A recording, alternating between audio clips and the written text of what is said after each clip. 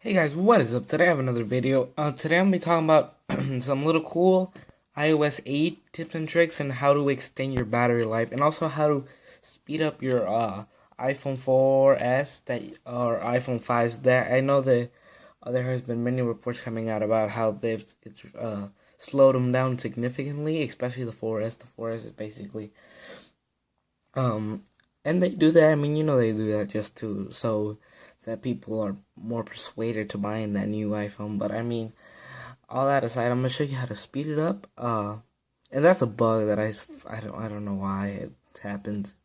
I'm running iOS 8.1 right now, and this happens when I turn up Spotlight. It kind of messes with the apps in the background, but that's happened. That sometimes happens, sometimes doesn't. But anyway, I'm gonna show you guys some cool little tips and tricks that you guys can do so you can extend your battery life and make sure your phone runs faster. So let's get right into it. As you guys know, turning off Wi-Fi and Bluetooth when you're not using it can really help extend your battery life. But that's something that's also now in iOS 8. Now it gives you the ability to monitor how much data you use. So if you just go into cellular and scroll down all the way down, it'll tell you exactly how much data everything has been using. Now, sometimes I like to look at this because sometimes you don't even know what uses a lot of data. Some things use a lot, some things you didn't even know used data like as much as they do. And it's kind of handy to figure out like what you need to do to make sure you get the maximum out of the limited data that most carriers give you. As you can see here, like my biggest data hog is Instagram at 415 megabytes. Closely by that is Facebook at 122. Also, YouTube is pretty high at 117. There's a lot of things, and there's also some system services that take up, such as iMessages, uh, iTunes, Game Center, Siri, all that good stuff, and it labels it in order. Also with this one, it's not like it automatically resets. You're gonna have to reset it manually if you just want to like monitor how much you're using. Right now I've used about a gigabyte, and I'm just into the month, so I'm probably gonna go over a little bit. But that aside, now let's look at the general. Let's go down to accessibility. This is where a lot of new changes have come in.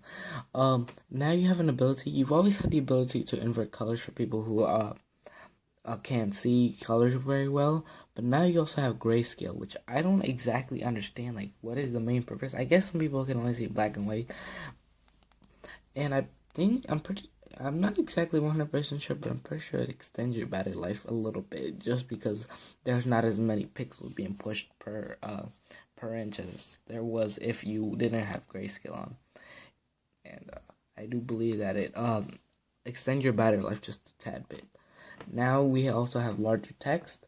You can make your text a lot bigger.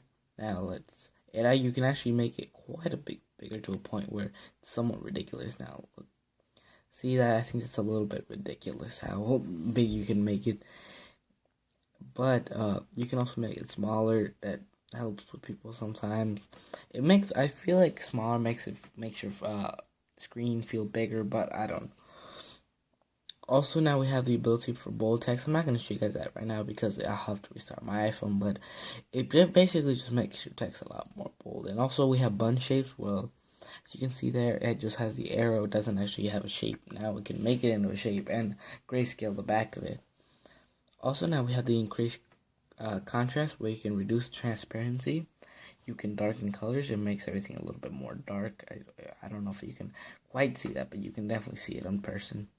And you can also reduce the intensity of bright colors, reduce the white point, which I feel like extends the battery life just a tad bit. And now let's move on to reduce motion. Reduce motion, basically, some people do not like the effect that goes like that. As you can see, like it'll sort of move with the phone. I don't know if you can see that too well. They see it a lot better there. But this will basically take that off. And as you guys can see here, like the transitions are like a lot more movement oriented. When you turn it on, it's a lot more of a flash basically. and that motion's gone basically right there. So I personally don't like the effect. I don't like the movement from the home screen, but I'm not a fan of how it changes from screen to screen. Also, we have on and off labels. I don't know if people actually like those. Some people like that, but I'm not really much of a fan of. I like to have this on, so when I get a text message and like I'm on the other side of the room, sometimes I like to keep my phone on vibrate. I can at least see it, so that way I can tell when I get a text message or when I get a phone call. But sometimes I turn it off when I really don't need it or when I have my sound on. Basically for accessibility, that's just about it.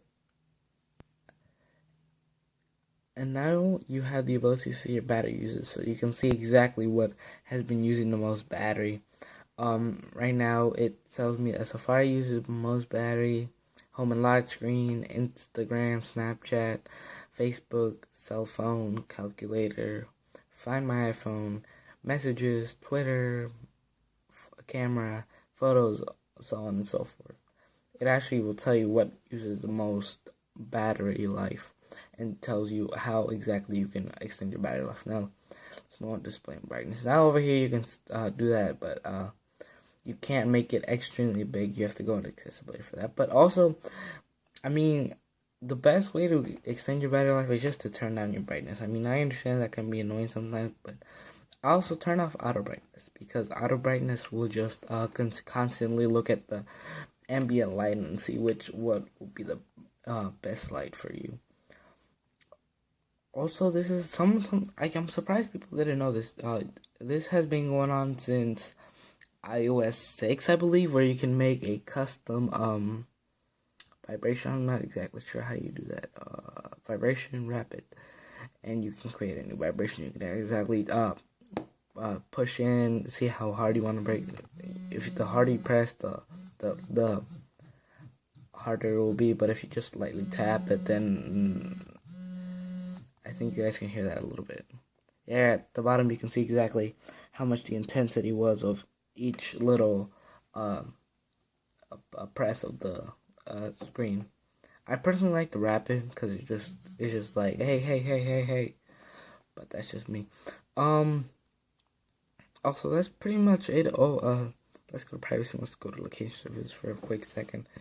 Now you have the ability to see freaking locations. I didn't know people didn't know that, but a lot of these things you can turn off, like compass calibration, Find My iPhone. I wouldn't recommend turning off, but location-based alerts, location-based iAds, motion calibration setting, the time, a lot of that stuff you can turn off. It's just really battery drainers, and over here you can see what exactly uses your location, because that also is a big battery drainer. And I think my paper fell. Okay, but let's get back to this, and that's pretty much it for the setting size. I mean, of course, there's other little things that people don't know about iOS 8. There's still things that are being discovered right now, and it's kind of cool how Apple, with every little thing, they come out with a bunch of little minor tweaks that people don't even realize, and it's kind of cool how a company pays so much attention to detail.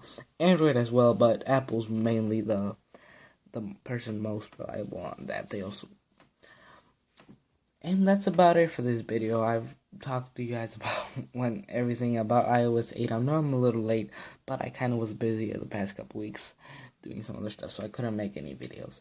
But just like to say thank you guys for watching. Make sure you hit that like button. Make sure you hit that subscribe button. Make sure you leave a comment. Tell me what you want to see next. Tell me tell me a joke. Tell me anything. I just want to say thank you guys, and I'll see you in the next one.